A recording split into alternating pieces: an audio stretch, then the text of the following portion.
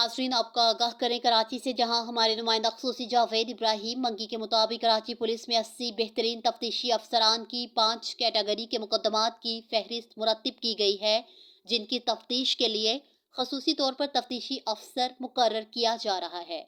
Additional IG Karachi police Ghulam Nabi Memon और prosecutor general Sindh doctor Fayaz Hussain Shah का मुश्तरका आला सतह का इजलास मुनक्किद हुआ।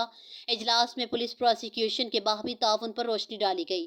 प्रोसिक्यूशन को तफ्तीश में मरकजी किरदार की हैसियत हासिल है, लिहाजा माहाना बुनियादों पर डिस्ट्रिक्ट पब्लिक प्रोसिक्यूटर और इन्वेस्टिगेशन ऑफिसर्स की मीटिंग के इनेकाद का फैसला किया गया, ताकि तफ्तीश की खामियों और गलतियों का तदारक किया जा सके और मुजरिमों को करार वाकई सजा दिलवाई जा सके। इजलास में शरीक कराची के 80 बेहतरीन तफ्तीशी अफसरान को बेहतरीन कारकर्दगी दिखाने पर कैश इनाम और तारीफी असनाद दी गई और आइंदा भी बेहतरीन तफ्तीश पर पुलिस अफसरान को कैश इनामात और असनाद तसलसल के साथ देने का ऐलान किया गया।